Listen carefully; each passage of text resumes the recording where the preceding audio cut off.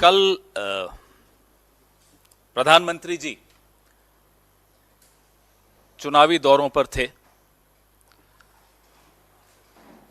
मध्य प्रदेश से शुरू करें हम। 51 मिनट के भाषण में 44 बार कांग्रेस का नाम लिया। 1966, हम में से कोई शायद पैदा नहीं हुआ होगा। 1966 की एक फिल्म थी, नींद हमारी ख्वाब तुम्हारे। तो मोदी जी को शायद वो फिल्म बहुत पसंद है।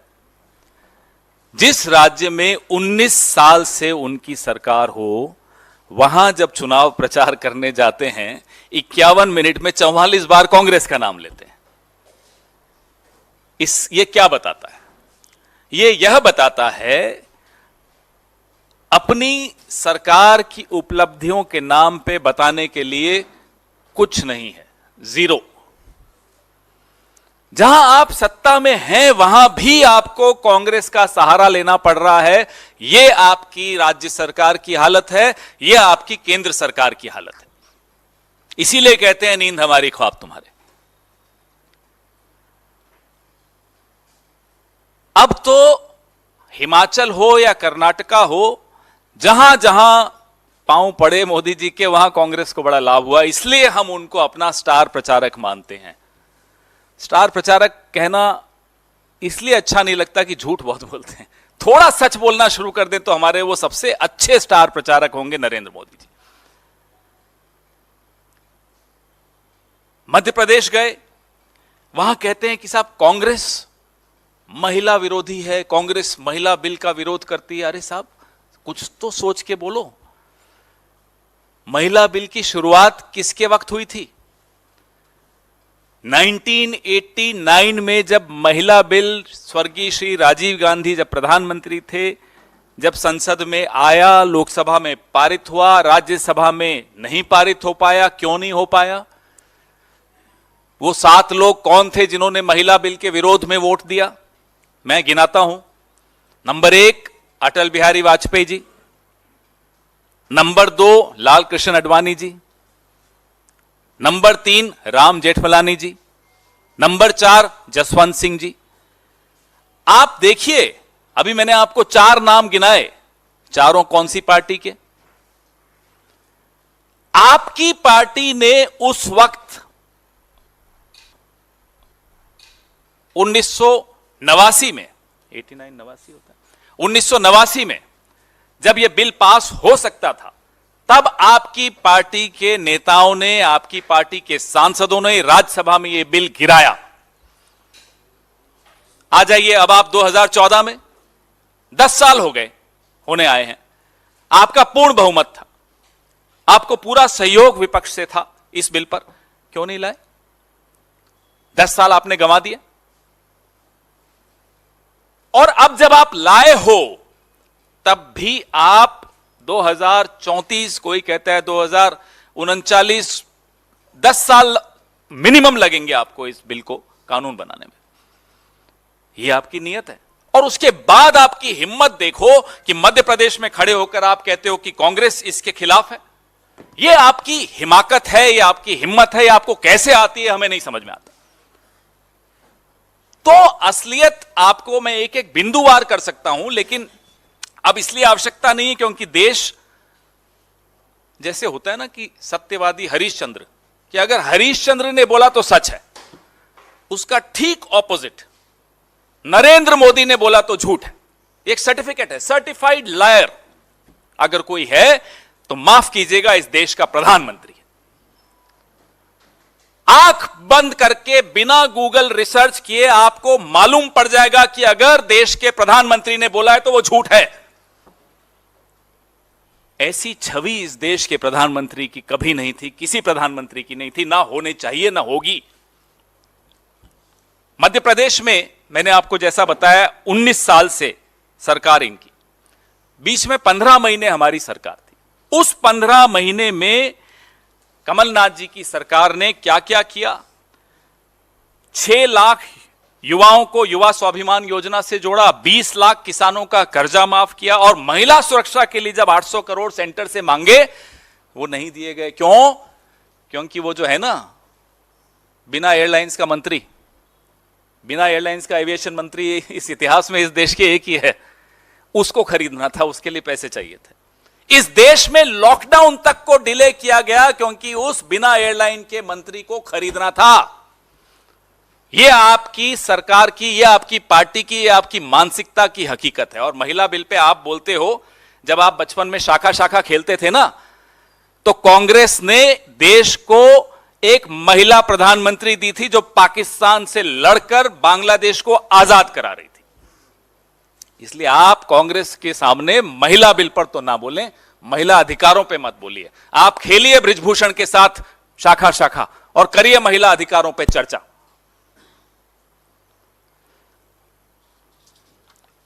आप कहते हैं कांग्रेस को गरीबों की चिंता नहीं।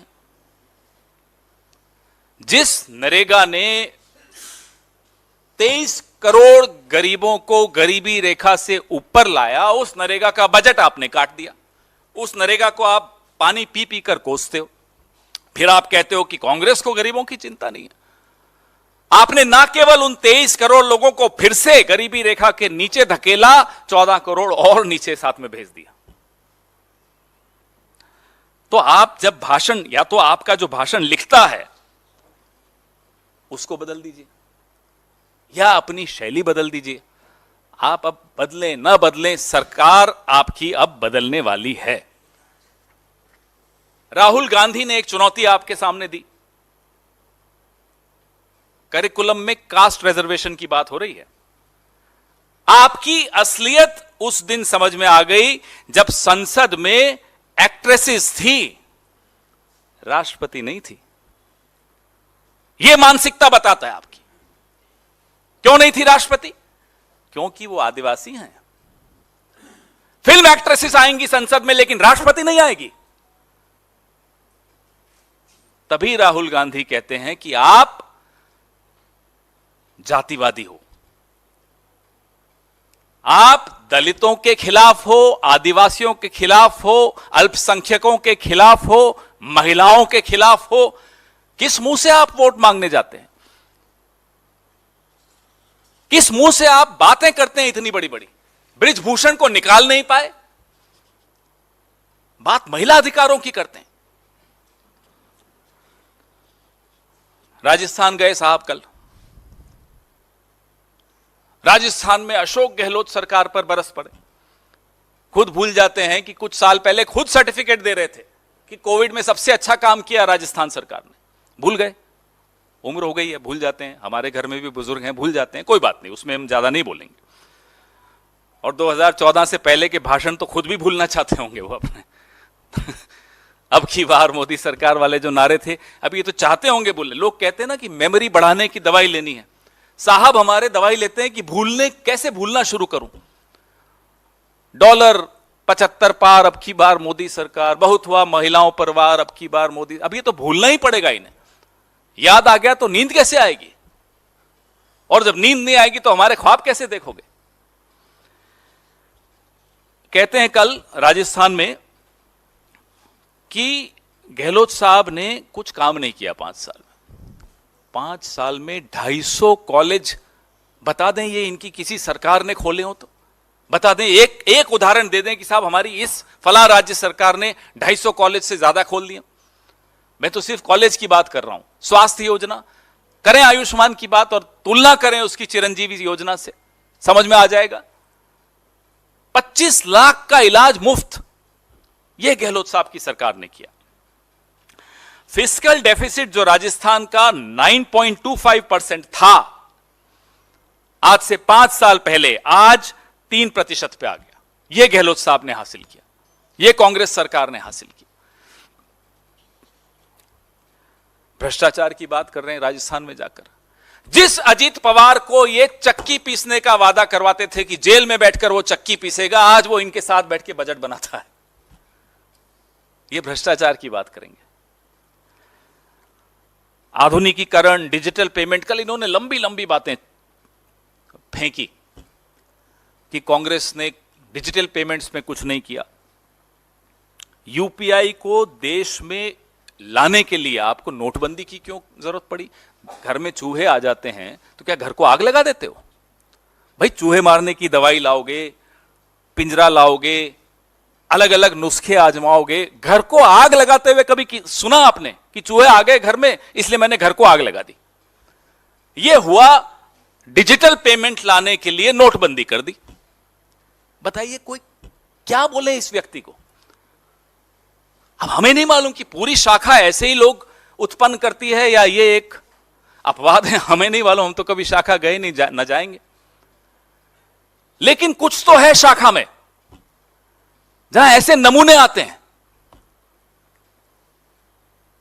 घर में चूहे आ गए, आग लगा दो। कमाल है साहब। संसद की नई बिल्डिंग है, उसका एक तरह से उद्घाटन है, राष्ट्रपति को मत बुलाओ, एक्ट्रेसेस बुला दो। बताओ ये कौन इनको सलाह देता है? कहां से इनके दिमाग में ये बातें आती हैं? मनमोहन सिंह जी की सरकार, आज उनका जन्मदिन भी है मनमोहन सिंह जी का, भगवान उनको लंबी आयु दे, स्वस्थ रखे और उनका मार्गदर्शन हम सबको मिलता रहे। मनमोहन सिंह जी की सरकार थी, 60 करोड़ आधार कार्ड मनमोहन सिंह की सरकार ने बना दिए थे और आईएमपीएस सिस्टम बना दिया था। टेक्नोलॉजी तो कदम कदम बढ़ती है, स्टेप बाय स्टेप बढ़ती है। आज सारा श्रेय लेकर बैठे हैं महानुभाव। जब मनमोहन सिंह जी ने देश की बागडोर संभाली थी तब लैंडलाइन ज्यादा चलती थी, 15 रुपए प्रति कॉल मोबाइल पे होता था, मैंने भी इस्तेमाल किया है उस वक्त। 12 रुपए हुआ, फिर 10 रुपए हुआ, जाते जाते मनमोहन सिंह की सरकार 3G तक ले आई। ये बात करेंगे मनमोहन सिंह जी की सरकार की। तो जैसा कि मैंने आपको कहा कि अब सरकारी खर्चे पर जो नरेंद्र मोदी जी अब चुनावी अभियान पे निकले हैं, वैसे तो हमेशा ही चुनावी अभियान पे ही रहते हैं, फिर कहते हैं कि मैं साहब छुट्टी नहीं लेता। तो आप करते क्या हो तो छुट्टी लेनी पड़ेगी आपको? अपना भी मनोरंजन करते हो, देश का भी मनोरंजन करते हो, उसमें छुट्टी की क्या जरूरत पड़ी आपको? तो ये कहना कि छुट्टी नहीं लेते, चलिए हम तो खुश हैं कि आप जितना प्रचार करेंगे उतना हमारा खर्चा बचता है, हमें उतना कम प्रचार करना पड़ता है। आप ये करते रहिए और अपने गुरु मोहन भागवत से थोड़ी सलाह भी ले लीजिए, जिन्होंने बोला था कि महिलाओं को 4 दीवारी में कैद करना चाहिए। जरा उनसे भी पूछ लीजिए कि महिला आरक्षण पे उनका क्या सोच है, उनका क्या कहना है। एक हमें आग्रह आपसे करना है कि राष्ट्रपति को यथासंभव सम्मान देने की कोशिश कीजिए। मत ये याद रखिए, आपके दिमाग में जो है, आपके जहन में जो शाखा से आपने सीखा है कि वो आदिवासी हैं इसलिए उनको सम्मान नहीं देना या वो महिला हैं इसलिए उनको सम्मान नहीं देना, ये गलत है। देश की राष्ट्रपति हैं, देश का गौरव है, उनको आप सम्मान देना सीखिए।